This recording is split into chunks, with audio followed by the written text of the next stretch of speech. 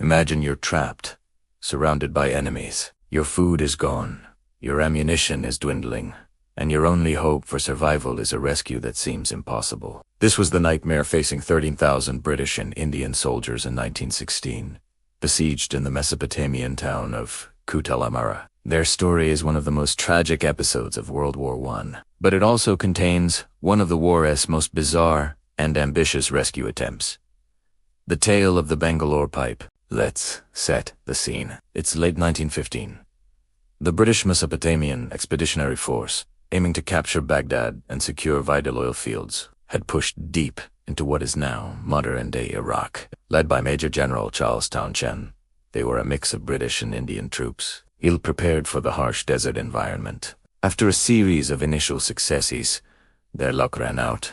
They were defeated at the Battle of Ctesiphon and forced into a grueling retreat down the Tigris River, finally holing up in the dusty, defensible town of Kut.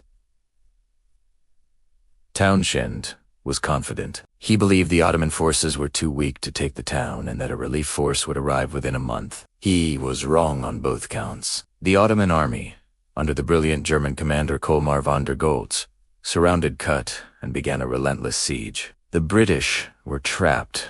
Back at headquarters in Bussorah, the British command scrambled to assemble a rescue mission. This was the Tigris Corps, a hastily gathered force thrown together to break the siege. But the Ottomans had established a series of formidable defensive lines blocking the path to Kut.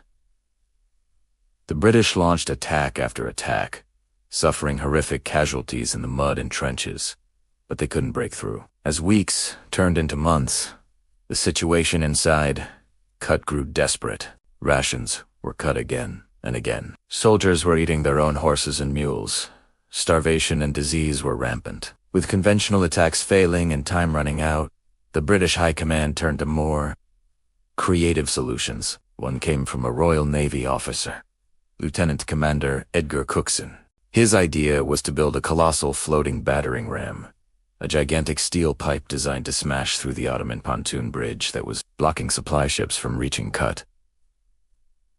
This wasn't just any pipe. It was a massive, 280-foot-long steel tube, weighing a staggering 300 tons. The plan was to fill it with explosives and mount it on the bows of two barges, lashed together and pushed by a powerful river steamer, the Jewel. This monstrous contraption was nicknamed the Bangalore Pipe, a nod to the smaller Bangalore torpedoes used by engineers to clear barbed wire. But this was on a completely different scale.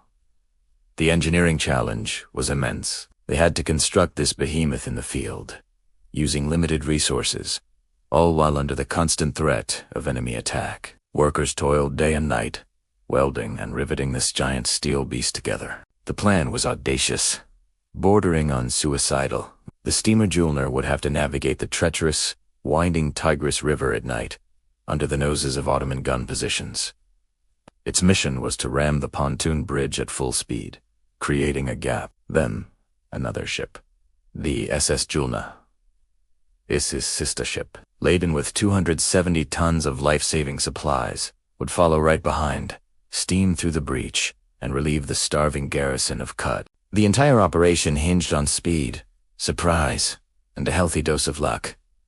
The crew of the Julnar were all volunteers. They knew the odds were stacked against them. The man leading this desperate charge was Lieutenant Humphrey, with his second in command, the very same Lieutenant Commander Cookson, who had conceived the idea. Their small crew consisted of Royal Navy sailors and Army engineers, each man fully aware that this could be a one-way trip.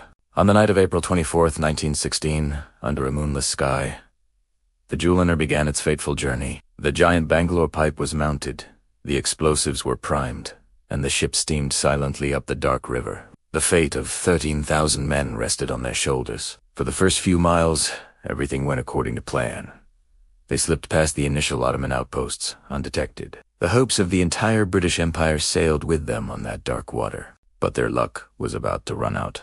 As they neared the crucial pontoon bridge at Makasis, the element of surprise was lost. Ottoman sentries spotted the strange, dark shape moving on the river and opened fire. The night exploded with the flash of rifles, machine guns, and artillery. The Julnar was caught in a deadly crossfire. Bullets ripped through the steel plating, and shells rained down around them. Lieutenant Furman was hit and killed early in the engagement, leaving Cookson in command. Despite the hellstorm raging around him, Cookson pressed on.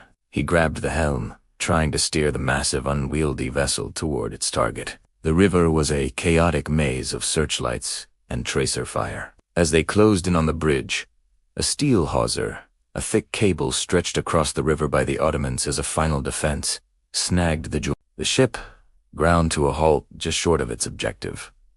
Trapped and under ferocious fire, Cookson did the unthinkable. He climbed out onto the bow, armed with nothing but wire cutters, and tried to sever the massive steel cable by hand. It was an act of supreme, almost unbelievable bravery. For 10 agonizing minutes, he worked frantically, completely exposed to enemy fire, before he was cut down and fell into the river. The mission had failed.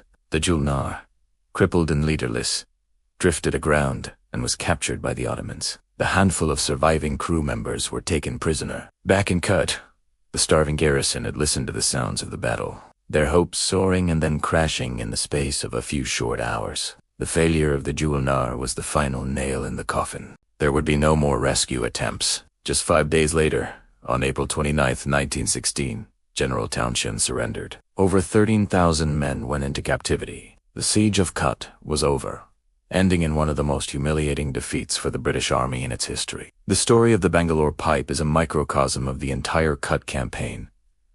A story of immense bravery, desperate innovation, and ultimately, tragic failure. It was a bold, almost mad plan, born of desperation. The men who sailed the Julnar, like Humphrey Furman and Edgar Cookson, were awarded the Victoria Cross, the highest award for gallantry, for their incredible courage. Their sacrifice, though it couldn't change the outcome, stands as a powerful testament to the lengths people will go to save their comrades. It's a forgotten footnote in the grand, bloody narrative of the First World War, but one that deserves to be remembered. A giant steel pipe, a dark river, and a desperate gamble against impossible odds. Thank you for watching. If you found the story of incredible bravery and wartime innovation fascinating, please hit that like button and subscribe for more hidden histories. Let us know in the comments what other forgotten stories of war you'd like to see covered. We'll see you in the next video.